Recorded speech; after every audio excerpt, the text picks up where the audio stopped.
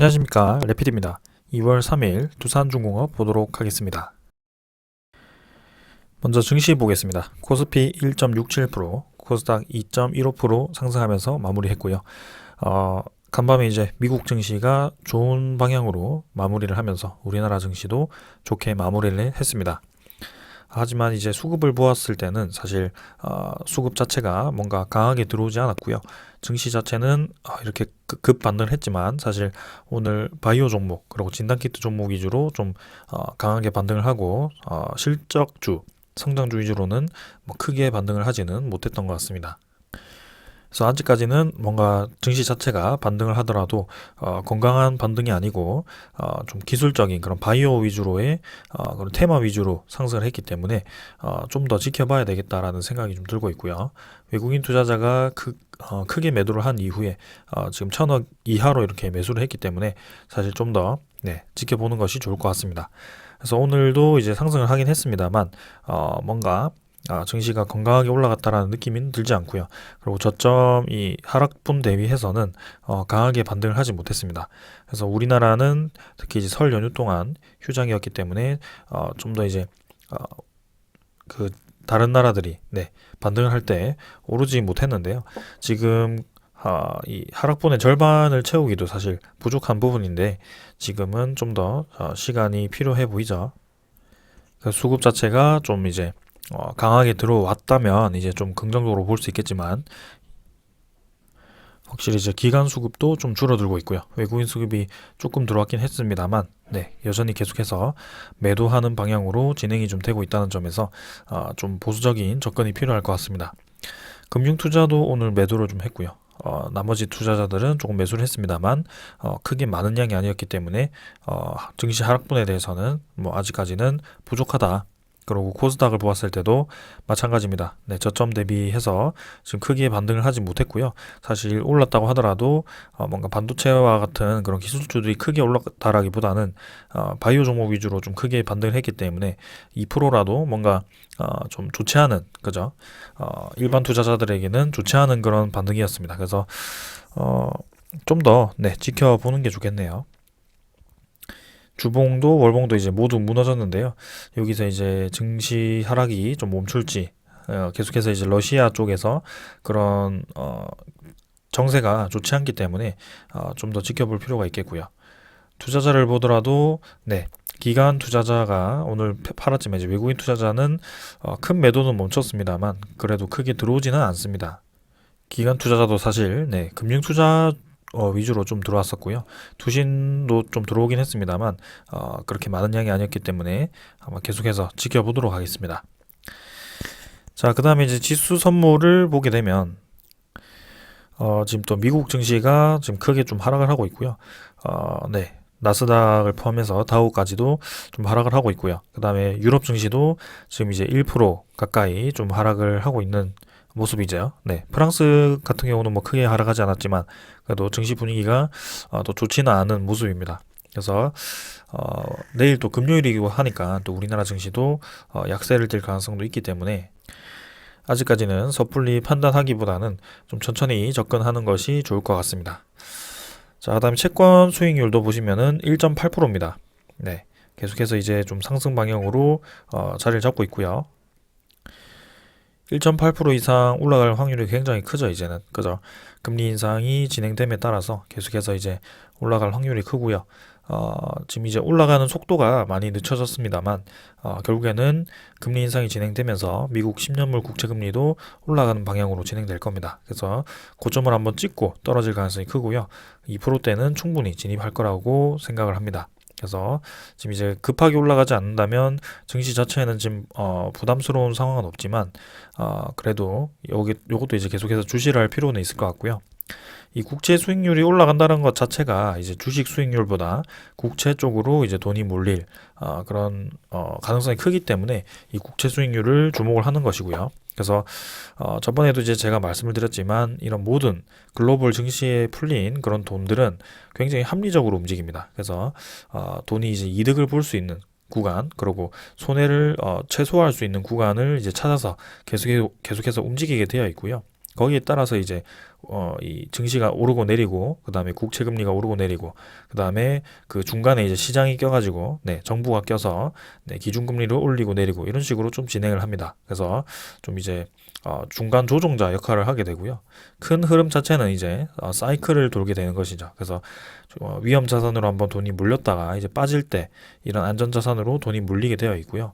뭐 중간중간 그렇지만, 그래도 큰 사이클을 보았을 때는, 그렇게 진행이 되고 있다라고 좀 이해를 하시면 되겠습니다. 자, 그래서 이미 이제 유동성 그런 이 자금이 조금씩 빠지는 방향으로 진행이 되고 있기 때문에 이전처럼 우리가 뭔가 대세 상승장이 나온다 그런 기대감은 좀 하기는 어렵습니다. 그래서 뭔가 이 유동성 자금으로 인해서 모든 종목이 다 올라간다라는 것은 이제 좀 힘든 이야기가 되었고요.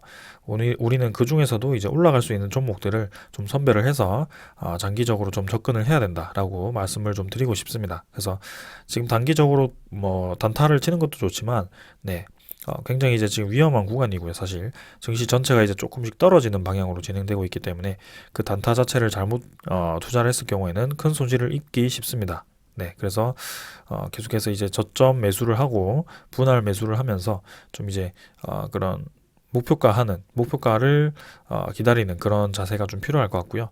지금 원달러 자체도 환율 자체도 많이 올랐기 때문에 우리나라 증시 가치가 계속해서 떨어지고 있습니다. 그래서 지금 우리나라 증시가 이 약세를 띠는 이유도 이런 이유도 하나가 있고요. 그래서 미국 증시가 조금 이제 힘을 받죠. 반등할 때도 힘을 받긴 합니다만 그래도 그게 이제 계속해서 그렇게 이어질 것이 아니기 때문에 일시적으로 이제 한번 그렇게 바짝 힘이 들어갔다가 이제 이 디커플링 형성도 이제 완화가 될 겁니다.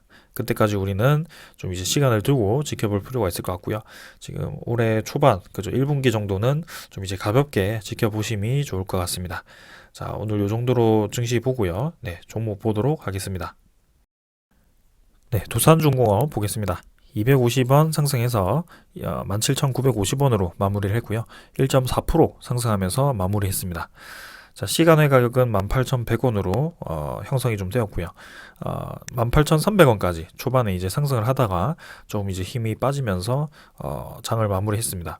지금 이제 증시 자체가 반등을 하긴 했습니다만 좀 바이오 종목, 진단키트 종목 위주로 특히 이제 우리나라가 지금 코로나가 확산세가 굉장히 심각합니다. 그래서 그런 여파로 이제 진단키트가 부족해지면서 네, 진단키트 가격이 굉장히 많이 올랐죠. 그런 이제 수혜를 또 이제 진단키트 주들이 많이 받은 것 같고요. 사실 이제 코로나에서 이제 경기 회복으로 좀 가는 그런 과도기입니다, 지금. 그래서 오미크론이 최대 변수가 될 수 있고요. 그 변수가 이제 지나감에 따라서 이제는 코로나 시대에서 이제 다시 한번 일상 회복, 완벽한 회복이 불가능할 수도 있지만 그래도 어느 정도 이제 회복하는 그런 과정을 겪어가고 있다라고 보시면 되겠습니다. 그래서 사실 증시 전체가 이제 그렇게 올랐지만, 네, 바이오 종목 위주로 올랐지만, 지금 이제 코로나 종목에 뭔가 이 돈을 장기로 보고 투자하기에는 이제 늦었다라고 생각을 하고 있고요. 그 코로나 관련 종목들도 많이 하락을 하다가 지금 굉장히 이제 상한가 치는 그죠? 그런 종목들이 많죠. 근데 거기에 이제 돈을 막 공격적으로 투자를 하시면 안 됩니다, 지금은. 그래서 이제는 미래 산업, 그죠? 다시 한번 경기가 회복되었을 때 돈이 몰릴 수 있는 그런 종목 위주로 좀 투자를 해야 되고요. 우리는 그 중에 하나를 두산중공업으로 잡고 지금 진행을 하고 있습니다. 자, 그럼 이제 계속해서 네, 두산중공업 이야기를 하도록 하겠습니다. 오늘 이제 17,950원으로 마무리 좀 했는데요.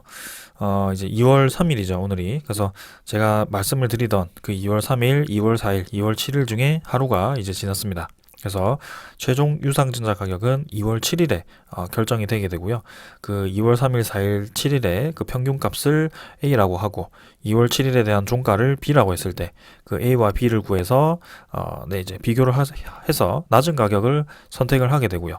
만약에 이제 낮은 가격에 선택이 되었을 경우에는 거기다가 이제 0.8을 곱해서 네, 2차 유상증자 가격을 결정을 하게 됩니다. 그래서 1차 유상증자 가격이 16,000원이고 2차 유상증자 가격이 그 16,000원보다 낮게 되었을 경우에는 네, 이제 2차 유상증자 가격이 택해지게 되고요. 그 다음에 2차 유상증자 가격과 또 이제 최근 5거래일 동안의 평균 가격 그걸 이제 비교를 하게 됩니다. 그래서 그 두 개를 비교했을 때 맥스, 그죠? 그 두 개에서 이제 60%를 60%를 곱하는 거죠. 그래서 0.6을 곱했을 때 가격을 비교해서 높은 가격을 선택을 하게 되고요. 아무래도 이제 2차 가격이 형성될 가능성이 크죠. 네. 그래서 확정 가격은 16,000원보다 이제 낮아질 가능성이 조금 이제 높아졌습니다. 그래서 저번에도 이제 말씀드렸던 부분이지만 1차 유상증자 가격이 16,000원인데 2차 유상증자 가격과 비교해서 아까 낮은 가격을 선택한다라고 했죠. 그래서 2차 유상증자 가격이 16,000원보다 낮게 되었을 경우에는 그렇게 선택을 하게 되는데요. 지금 이제 이 아까 그 둘 중에 비교를 해서 0.8을 곱했을 때 가격이기 때문에 이 기준 가격 자체가 2만 원이 되어야지 16,000원이 형성되게 됩니다. 그래서 2만 원 이상이 되어야 되는데 지금 2만 원이 되기에는 사실 좀 부족한 주가고요. 여기서 이제 10% 이상이 상승을 해줘야지 내일이라든지 아니면 다음 주 월요일이 좀 이제 10% 이상 상승해 준다면 충분히 이제 2만 원 근처까지 올려서 선택이 될 수도 있겠지만 지금 이제 당장은 증시 분위기 자체가 좀 그렇게 형성되기가 어렵기 때문에 좀 이제 보수적으로 접근했을 때는 두산중공업 유상증자 가격이 16,000원보다 떨어질 가능성이 크다. 그렇게 말씀을 좀 드리겠습니다. 그래서 지금 이제 오늘 1거래량을 보았을 때 319만 주죠. 그래서 17,950원 곱하기 319만 주에다가 이제 2월 4일과 2월 7일 이 두 거래일 동안에 또 이제 거래량이 중요하겠죠. 그래서 사실 이 가격이 중요하기보다는 이 거래량도 상당히 중요합니다. 그래서 높은 가격에서 거래량이 많이 터진다면 그만큼 또 평균 가격이 높게 잡히기 때문에 또 그렇게 유상증자 가격이 높아질 가능성이 있거든요. 그런 것에 대해서도 좀 생각을 해야 될 것 같고요. 하지만 뭔가 지금 추세로 보았을 때는 갑자기 유상증자 가격을 높이기 위해서 막 거래량을 터뜨리면서 주가를 올릴 것 같지는 않습니다. 지금 분위기로 보았을 때는 오히려 이제 국매도를 이용해서 그 신주인수권 가격을 떨어뜨리고 그 다음에 신주인수권을 장외 대량 매수를 해서 그런 것들을 이제 교환하는 방식으로 좀 이용을 하는 그런 모습이 보였었고요. 그 다음에 실제로 이제 2차 유상증자 가격을 이렇게 떨어뜨려 가지고 최종 이제 유상증자 가격이 떨어지게 되었을 경우 그 국매도 상환 가격이 유상증자 최종 발행가액으로 되기 때문에 그 국매도 평균 가격과 그 다음에 유상증자 확정 가액 그 차액만큼 또 이제 국매도 세력이 이득을 볼 수 있는 그런 구조가 되는 것이죠. 그래서 그런 것 때문에 이런 식으로 이제 두산중공업 주가가 뭐 크게 움직이지 못하는 것 같고요. 확실히 이제 국매도 때문에 지금 주가가 움직이지 못하는 것은 맞는 것 같습니다. 그래서 우리는 이제 유상증자가 빨리 지나가기를 기다릴 수밖에 없고요. 지금 뭐 사실 뭐 유상증자 가격 올린다고 뭐 2만 원을 지금 올린다고 하더라도 우리에게는 큰 의미가 없습니다. 2만 원 간다라고 해서 두산중공업을 매도를 할 것이 아니기 때문에 뭐 지금 여기서 주가가 유지가 되더라도 뭐 크게 상관없는 구간이고요. 결국에는 이제 이 기업이 진짜 우리 생각대로 진행이 되고 있는지 그 다음에 미래 가치가 두산중공업이 확실히 올라갈 수 있는 그런 가치가 있는지 거기에 대해서 이제 초점을 맞추고 계속 지켜볼 필요가 있겠습니다. 자, 그래서 2차 유상증자 가격 첫날은 이렇게 마무리가 되었고요. 이틀 정도 더 지켜봐야 된다라는 점 말씀드리면서 넘어가도록 하겠습니다. 자, 혹시나 이제 1월 28일 이후에 갑자기 이제 신주인수권 44일이 없어져가지고 좀 당황스러워 하시는 분들이 계실까봐 다시 한번 말씀을 드리지만 1월 21일부터 1월 27일까지 그 두산중공업 44일이라는 종목이 생겼습니다. 그건 이제 신주인수권 증서라고 해서 여러분들이 원래 가지고 계시던 주식을 12월 29일까지 그죠? 1월 3일이 이제 기준일이었는데 12월 29일까지 들고 계셨다면 이제 두산중공업에 대한 그런 유상증자 참여 권리를 이렇게 신주인수권 증서로 주게 되는 것인데요. 그때 이제 12월 30일 기점으로 해서 권리락이라는 것이 발생을 하였습니다. 그래서 이 주식수가 이제 늘어나는 만큼 비율대로 계산을 해서 권리락이 발생을 했고요. 그때 이제 아마도 이제 한 700원 정도가 하락을 했었습니다. 그래서 여러분들 계좌에는 지금 700원 정도가 하락한 것으로 수익률이 더 마이너스가 잡혀 있을 건데요. 여기서 이제 두산중공업 44를 이 기간 동안에 매도를 하셨다면 그 이제 그 700원에 대한 차익을 메우게 되는 것이죠. 그래서 그 700원이 이제 신주식권 증서를 매도를 했다면 바로 이제 현금으로 확보가 되는 그런 상황이고요. 사실 신주식권 증서가 생각보다 이제 주가가 올라가면서 3,100원 정도까지, 200원 정도까지 상승을 했었습니다. 그래서 이제 주당 3,200원에 매도를 할 수도 있었고요. 만약에 이제 유상증자를 참여를 하실 분들은 이제 이 기간 동안 매매를 하지 않았고 그 다음에 그냥 상장 폐지가 되었겠죠. 그래서 1월 28일부터 해가지고는 그 신주식권 증서라는 것이 없어졌을 겁니다. 그래서 계좌에는 지금 없고요. 이제 2월 지우고 다시 한번 말씀드릴게요. 그래서 2월 10일부터 2월 11일까지가 구주주 청약일입니다. 그래서 원래는 이제 2월 10일까지 돈이 납입이 되어 있어야지 청약이 진행이 됩니다. 그래서 최소한 이제 2거래일 전에, 2거래일 전에는 계좌에 이제 돈이 들어가 있어야 되기 때문에 사실 이제 주식을 매도했을 기준으로 해서 이거래일이라고 하지만 그래도 안전하게 이렇게 좀 전에 넣어 두시는 것이 좋을 것 같습니다. 그래서 적어도 이제 6월 8일까지는 좀 이제 금액을 확보해서 넣어 두시는 것이 좋을 것 같고요. 만약에 좀 더 질문사항이 있다면 해당 증권사에 연락을 하시면 어떤 절차를 알려주실 겁니다. 저 같은 경우는 이제 문자로 이렇게 안내가 들어오거나 전화가 오거든요. 그래서 전화를 통해서 유상증자 청약을 하기 위해서는 그 금액이 필요하다. 어떤 금액에 대해서 무슨 날까지 납입을 하라라고 연락이 옵니다. 그래서 그렇게 하면 이제 진행을 하게 되고요. 자동으로 이제 납입일 때 이제 그 기업으로부터 납입이 진행이 되고 이제 우리가 주식으로 받는 것은 3월 4일에 주식을 받게 됩니다. 그래서 그 3월 4일에는 8,280만 주였죠. 그 주식 수가 이제 상장이 되고요. 지금 이제 5억 2천만 주 정도인데 이제 6억 주가 되게 됩니다. 그래서 지금 가격에 이제 6억 주가 되기 때문에 만약에 이제 두산중공 주가가 그쯤에 2만 원 정도라고 했을 때는 시가총액이 이제 12조가 되는 것이죠. 그래서 해당 사항에 대해서는 좀 참고를 하시면 좋을 것 같고요. 증액 비율은 15.9% 정도가 되기 때문에 생각보다는 차익 매물이 많이 나오지는 않을 것이다. 그리고 대부분 지금 공매도를 통해서 신주인수권 교환을 진행하는 방법으로 진행이 되었기 때문에 시장에 그렇게 현물로 많이 매도가 쏟아지지는 않을 것이다 라는 것이 저의 생각입니다. 그래서 지금 이미 한번 조정을 크게 받았기 때문에 지금 단계에서는 추가로 유상증자 이후에 더 내려간다라고 보기는 좀 어려울 것 같고요. 만약에 내려간다라고 했을 때는 어느 정도 반등 이후에 내려가는 방법으로 좀 진행이 되지 않을까라는 그런 생각을 합니다. 그래서 일단 이 큰 박스권은 벗어나지 않는 방법으로 좀 진행이 되지 않을까라는 생각을 하고 있고요.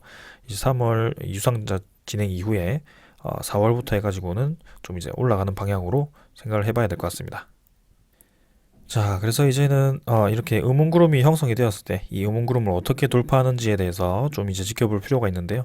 이 구간을 어떻게 형성을 할 것인지 그 과정 자체를 천천히 한번 지켜보시면 좋을 것 같습니다. 자, 지금 이제 주봉, 월봉은 그냥 옆으로 이제 횡보하는 구간이고요.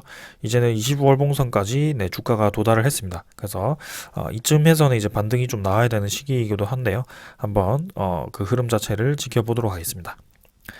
투자자 수급은 기간 39만 주 매도했고요. 외국인 투자자가 26만 주 매수를 했습니다. 그래서 최근에 이제 마지막까지 이렇게 외국인 투자자가 또 매도를 했었는데요. 이번에는 이제 매수가 좀 들어왔고 기관 투자자가 이제 계속해서 크게 좀 매도가 나오고 있죠. 근데 그 매도 물량 대부분은 금융 투자로부터 나오고 있는 그런 물량이다. 그래서 금융 투자도 확실히 공매도와 좀 연결되어서 지금 진행이 되고 있는 것 같고요. 아무래도 두산중공업에 대한 그런 유상증자를 증권사에서 진행을 하다 보니까 그 금융 투자들도 연관이 되어 있는 것 같습니다. 그래서 뭐 NH투자증권이라든지 뭐 그 한국투자증권이죠. 그 다음에 뭐 KB증권 뭐 그런 식으로 좀 몇 가지 증권사들이 6가지죠. 총 6가지가 이제 진행을 하게 되고요. 거기에 대해서 이제 NH투자증권과 이제 한국투자증권이 주로 이제 유상증자를 이제 진행을 시키게 됩니다. 비율이 20%씩이죠. 거의 아마 그럴 겁니다. 그래서 그렇게 진행이 되고요. 금융투자가 이렇게 매도가 나오기 시작했다. 라는 점.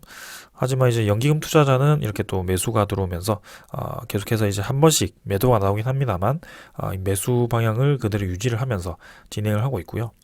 연기금 투자자가 지금 이제 청약일 전에도 이렇게 계속해서 매수를 한다라는 것은 긍정적인 신호로 저는 생각을 하고 있습니다. 그래서 작년부터 해가지고 지금 코스피에서는 연기금은 빠져나오고 있지만 두산중공업을 비롯해서 지금 몇 종목들은 계속해서 매수가 들어오고 있거든요. 그래서 장기적인 포트폴리오에 확실히 두산중공업이 들어가 있다라는 것을 알 수가 있고요.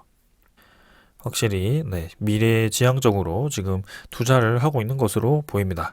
이 외국인 투자자와 금융 투자 같은 경우는 좀 단기적으로 이제 그런 유상증자에 대한 물량 소화를 위해서 좀 그런 꼼수 아닌 꼼수죠. 네, 그런 제도를 통해서 좀 소화를 시키는 그런 방법을 사용하고 있기 때문에 지금 주가가 좀 눌러지고 있는데요. 아무래도 그 과정이 끝났을 경우에는 좀 이제 올라가는 방향으로 진행될 거라고 생각을 좀 합니다.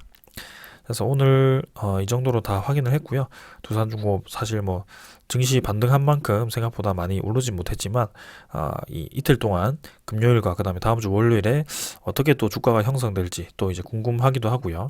그다음에 이제 청약이 2월 10일 그다음 2월 11일이 진행되었을 때 이제 유상증자에 대한 청약률이 어떻게 진행되었을지 뭐 100% 이상 당연히 진행되겠지만 그것도 한번 지켜보는 것도 좋을 것 같습니다.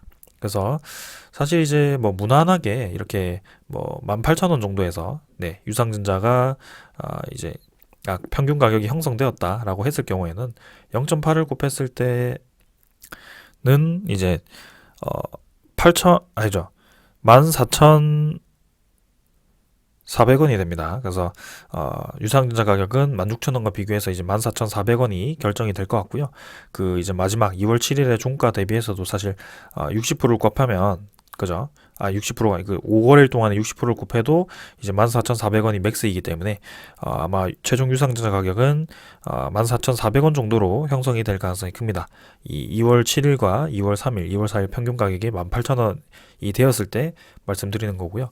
그래서 14,400원이 되었을 경우에는 이제 8,280만 주가 상장이 되었을 경우에는 유상증자 모집 금액은 1조 2천억 정도가 되고요. 네. 그래서 그 중에 6천억 정도는 이제 채무 상환 자금으로 빠지고 그 나머지 이제 6천억 정도가 이제 신사업 투자에 사용이 될 겁니다. 원래 계획대로라면 이제 8천억 정도가 신사업 투자에 이제 잡혀 있는데요. 그 중에서도 이제 800억 정도 줄여가지고 16,000원 기준으로 했을 때 1조 3,200억이 모집이 되었기 때문에 그 7,200억 정도를 이제 신사업에 투자하는 방향으로 계획을 세웠었는데 또 이제 그 중에서도 이렇게 또 금액이 빠지게 될 것 같습니다.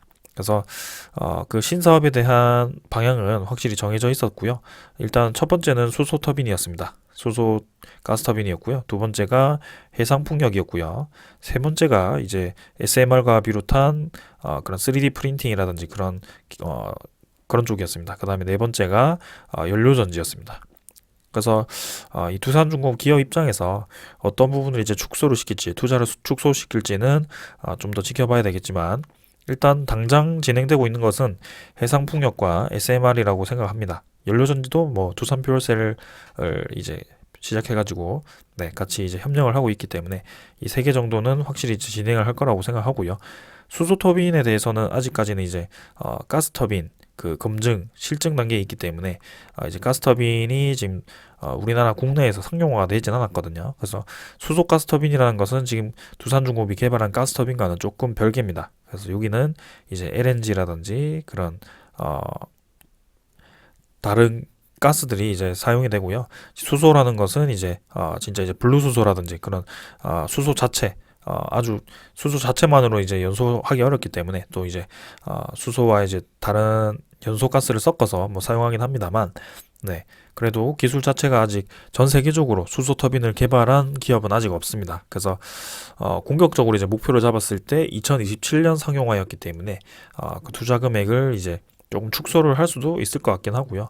아무래도 이제 이 5개년도였죠. 5개년도 동안 이제 투자 금액을 설정을 했었기 때문에 그 마지막 연도까지의 그 투자금을 조금 축소를 시키는 방향도 뭐 있을 것 같습니다. 아무튼 결론적으로 말씀드리면 1조 2천억 정도가 지금 생각이 되고 있고요. 그 1조 2천억도 확실히 100% 모집이 된다면 기업 입장에서는 큰 힘이 될 것 같다. 그래서 모집 금액이 1조 5천억이었지만 뭐 3천억 정도 줄었지만 그렇다고 해서 실패한 유상증자가 아니고요.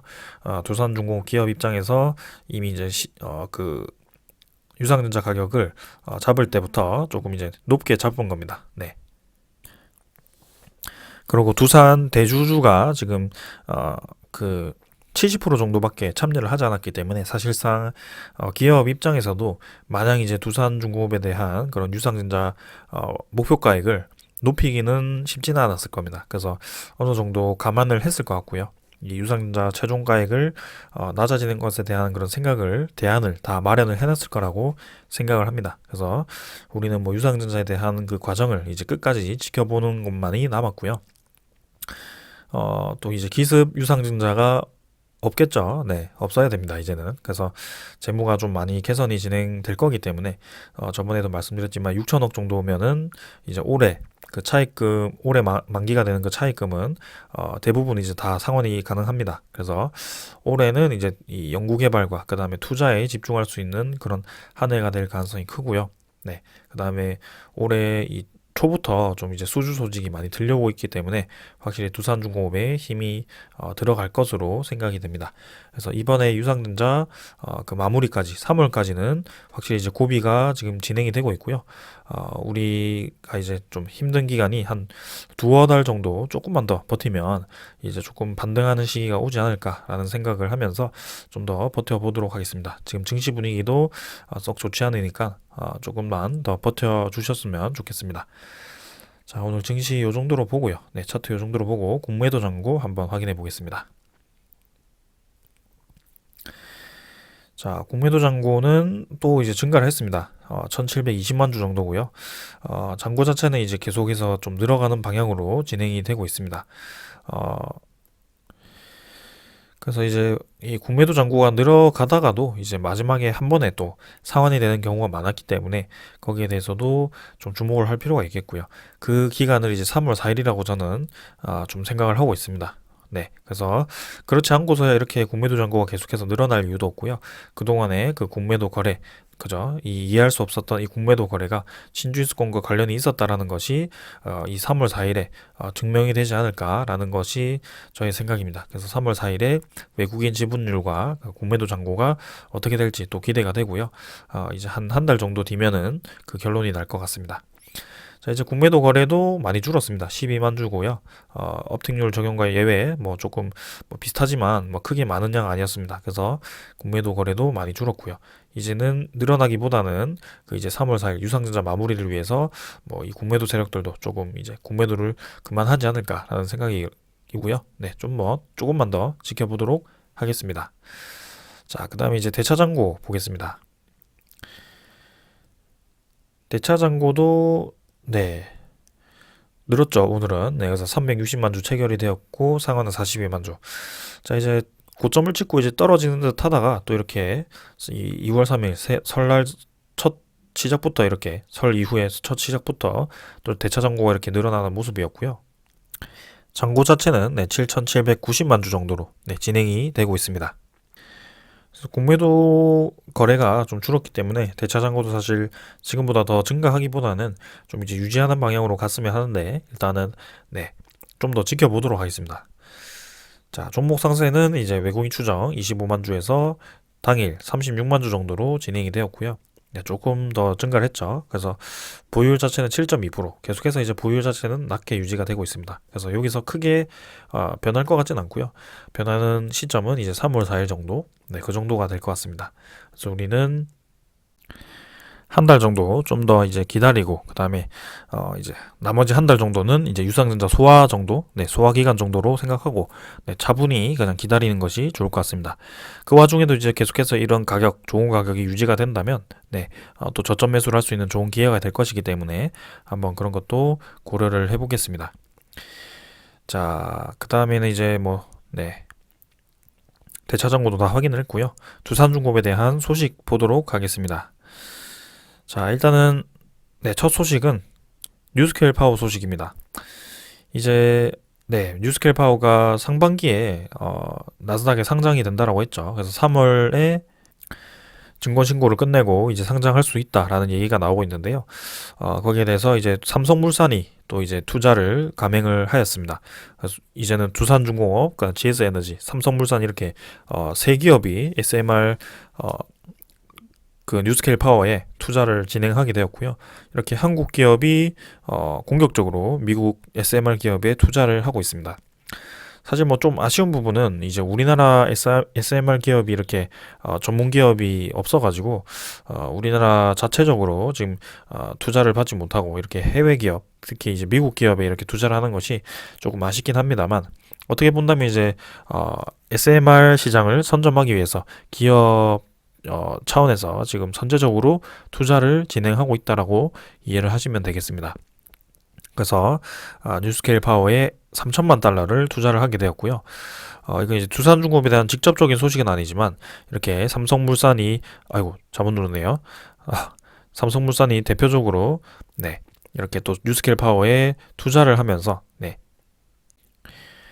확실히 뉴스케일 파워에 대해서 네, 좋은 전망을 보고 있다는 것이 또 느껴집니다. 보시면 이제 3천만 달러는 이제 361억 원 정도고요. 추가 투자입니다. 그래서 삼성물산도 기존에 투자를 했던 금액이 있기 때문에 추가 투자를 하게 되었고요. 합치면 이제 한 800억 정도라고 생각합니다. 그다음에 이제 두산중공업도 1000억 정도 투자를 했고요. 그래서 뉴스케일 파워가 나스닥이 이제 상장이 되었을 때 이제 수천억 원 차익을 볼 수 있는 그런 구조가 되기 때문에 삼성물산 차원이라든지 아니면 두산중공업 차원에서도 굉장히 이제 이득을 볼 수밖에 없는 그런 상황이죠. 그 다음에 이제 여기 또 이제 UAMPS죠. 여기서 이제 뉴스케일 파워의 초도 호기가 건설될 예정인 아이다호주 건설 부지가 평가가 완료되었다. 그래서 이 평가는 이제 안전성이죠. 화산 또는 이제 지진 위험 가능성 등을 이제 평가를 했는데 괜찮다라고 합니다. 그래서 이제 지난해 8월에 착수해서 올해 1월에 완료를 했는데요. 이제 본격적으로 이제 이 첫 건설을 위한 준비가 시작될 거고요. 거기에 대해서 두산중공업에다가 이제 SMR 관련된 기자재를 이제 이 발주를 낼 가능성이 큽니다. 그래서 올해 SMR 관련해서 예상되는 그런 발주 금액은 900억 정도고요. 그 다음부터는 이제 수천억씩 매년 그렇게 진행될 거라고 예상이 되고 있습니다. 그래서 여기 보시면은 두산중공업은 3조 원 이상의 SMR 관련 수주가 예상이 된다라고 하죠. 그래서 이 3조 원 관련이 이제 뉴스케일 파워와 관련한 금액이고요. 두산중공업도 두 차례 걸쳐서 이제 1억 달러죠. 1205억 원을 뉴스케일 파워에 투자를 했기 때문에 확실히 큰 수혜를 보게 될 겁니다. 그래서 사실 굉장히 큰 베팅을 했죠. 두산중공업 자체가 SMR에. 그래서 이제 2022년부터 SMR에 대해서 본격적으로 시작하는 한 해이기 때문에 굉장히 기대감이 큽니다. 그래서 미국 아이다호주에 6개, 그 다음에 지금 루마니아 쪽에 12개, 그 다음에 뭐 카자흐스탄, 뭐 우즈베키스탄 이쪽으로 해서 계속해서 이제 영역을 넓히고 있기 때문에 네, 지금 미국 이 뉴스케일 파워가 상당히 이제 많은 국가들과 이 협력을 하고 있습니다. 그래서 폴란드와도 이제 SMR 관련해서 협력을 좀 하고 있고요. 사우디도 그렇고요. 그래서 앞으로가 더 기대가 되는 만큼 또 이제 관심을 가져볼 만한 그런 소스입니다. 자, 그 다음에는 이제 SMR 소식 말고 이제 EU죠. 네, 우리가 계속 주목하고 있던 그 EU 그 그린 텍소노미죠. 그린 텍소노미의 원자력과 천연가스가 이제 포함이 될지 말지 계속해서 좀 말이 많았습니다. 근데 결국에는 이제 유럽 연합이 천연가스와 원자력을 발전에 대한 투자를 친환경 투자로 인정하는 규정안을 확정을 했다라고 이렇게 얘기가 나왔습니다. 2일에 결정이 되었고요. 그래서 천연가스와 원자력 발전을 녹색 분류 체계 그린 텍소노미로 분류하는 규정안을 발의를 했다라고 합니다. 규정안 발의를 했기 때문에 이제 그 반대하는 세력들에 대해서 그 반대를 어떻게 무릅쓸지 또 어떤 협의점을 찾을지는 앞으로의 과제입니다. 그래서 오스트리아라든지 아니면 그 룩셈부르크인가요? 네, 거기랑 그 다음에 네덜란드 요런 뭐 독일 요런 기업들 요런 국가들이죠. 그 국가들이 이제 반대를 좀 하고 있는데 지금 이제 프랑스 중심으로 해서 원자력이 필요하다라는 얘기가 계속 나오고 있습니다. 그래서 결국에는 이제 탄소 중립이라는 궁극적인 목표를 향해 갈 수 있는 그 중간 해결책으로 이제 원전을 그다음에 천연가스를 얘기를 하는 거고요. 그 원전 천연가스로 투자를 하지 않고 이렇게 이제 친환경 에너지로 그 수요 전력을 감당하기는 사실 쉽지 않기 때문에 네, 그렇게 좀 이 프랑스에서 강력하게 좀 밀고 나가는 것 같습니다. 그래서 지금 전 세계적으로 원자력 발전이 관심을 다시 뜨겁게 받고 있는 상황이고요. 거기에 대해서 SMR 관련해서 네, 확실히 이제 차세대 에너지원으로 지금 관심을 받고 있고 원자력 발전은 이제 핵 그 분열이지만 핵융합 발전도 이제 뭐 수십 년 뒤면은 상용화가 될 수도 있습니다. 근데 아직까지는 그 꿈의 기술은 아직까지는 멀었기 때문에 이 원자력 발전이 필요한 상황이고요. 거기에 대해서 이제 네, 녹색 분류를 결정하기 위해서 이제 협의를 해야 될 겁니다. 그래서 내용 자체는 이제 신규 원전에 대한 투자가 녹색으로 분류되기 위해서는 2045년 전에 긴축 허가를 받아야 되고요.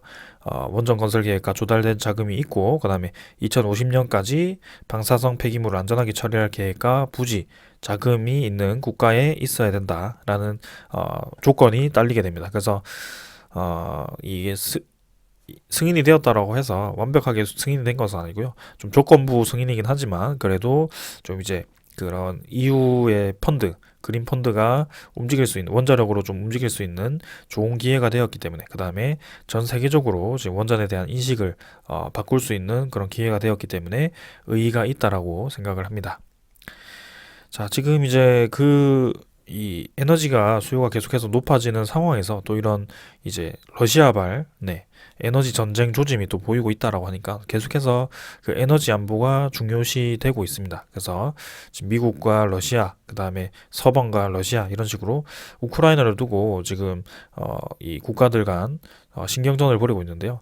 지금 독일을 비롯해서 지금 함부로 러시아에게 공격적으로 정책을 펼치지 못하는 것이 러시아에서 지금 독일 쪽으로 이제 천연가스 관이 연결되어 있기 때문에 그 독일은 신재생 에너지 중심으로 지금 전력을 수급을 받고 있기 때문에 천연가스가 굉장히 중요합니다. 근데 그 천연가스가 끊겼을 경우에는 그 많은 전력 수요를 감당할 수 없기 때문에 지금 이제 미국 차원에서도 그 대체 에너지원을 또 찾고 있거든요. 그래서 그런 논의를 시작했고요. 아마 독일 내부에서도 결국에는 신재생 에너지에 대한 한계와 그 다음에 앞으로 이 에너지에 대한 그 안보 자체가 좀 중요시 될 것 같습니다. 그래서 거기에 대해서 또 계속해서 논의가 될 것 같고요. 앞으로의 그 EU 그린 텍소노미 그 지금 규정이 이제 발의가 되었지만 앞으로 논의하는 과정에서 이 에너지 안보는 무시할 수 없을 정도로 지금 비중이 커질 것 같습니다. 그래서 좀 이제 원전이 힘을 받는 쪽으로 좀 유리한 쪽으로 진행이 되지 않을까라는 저의 의견을 좀 말씀드리고 싶고요. 네, 결국에는 지금 전 세계적으로나 지금 두산중공업 자체적으로나 이 원자력에 대한 기술과 그런 투자를 진행하고 있고 계속해서 그 시장이 커지고 있는 방향으로 가고 있다. 그래서 한 기업이 이제 유상증자를 진행함으로써 네, 미래에 대한 그런 투자금 확보와 그 다음에 재무 개선을 위한 그런 차입금 상환에 지금 뭐 대부분 이제 돈을 썼지만 그래도 기업이 이제 적자에서 흑자로 전환하는 그런 변모를 겪고 있고 그 다음에 원전에 대한 그런 전성기가 네, 10년 만에, 10년 이상이죠. 거의 15년 만에 돌아왔기 때문에 거기에 대해서 큰 기대감이 있다라는 겁니다. 그래서 앞으로 이제 체코, 폴란드 원전이 뭐 어떻게 될지 모르겠지만 이제 4월 달이면 이집트 원전 소식이 들려올 거기 때문에 한번 그 소식과 함께 또 출발을 기대를 해볼 거고요. 우리나라의 또 대선 결과에 따라서도 네, 그 정책이 많이 바뀔 것 같기 때문에 그런 것들도 좀 이제 주시를 해보겠습니다. 국내 그 내수 시장도 어느 정도 이제 투자를 감행했던 그 원자력에 대해서는 좀 이제 건설을 재개할 필요도 있을 거라고 생각을 합니다. 자, 그래서 오늘 요 정도로 확인을 좀 했고요. 내일 이제 금요일인데 증시 자체는 지금 선물 분위기를 보아서는 썩 좋아 보이지는 않습니다. 근데 두산중공업 유상증자 주가가 이제 어떻게 형성될지가 이제 내일과 다음 주 월요일이 중요하기 때문에 그 이틀 동안은 좀 이제 거래량과 그 주가에 대해서 좀 이제 지켜보도록 하겠습니다. 뭐 크게 이변이 없다면 아까 말씀드린 것처럼 네, 유상증자 모집 금액은 1조 2천억 정도로 마무리가 되지 않을까라는 생각을 하면서 네, 지켜보도록 합시다. 자, 오늘 여기까지 하고 마무리하고요. 네, 결국에는 두산중공업 저는 올라갈 거라고 생각을 하고 있습니다. 그래서 네, 차분히 한번 지켜보도록 합시다. 오늘 여기까지 하겠습니다. 감사합니다.